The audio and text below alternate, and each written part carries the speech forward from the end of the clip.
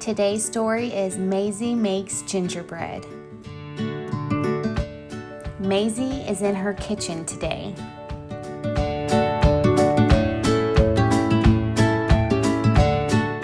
She is going to make gingerbread cookies.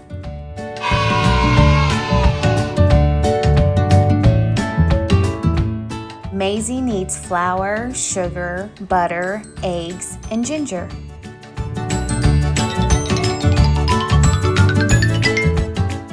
Maisy mixes everything together.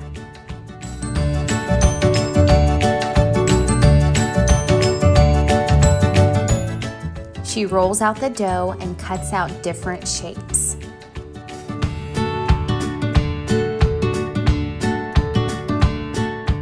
Maisy puts the cookies into the oven.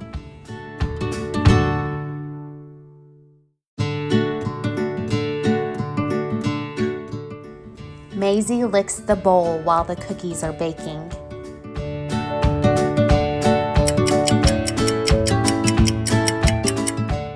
Then she washes up. Ding dong! That's the doorbell. Who can it be? It's Charlie and Tallulah, just in time for an afternoon snack.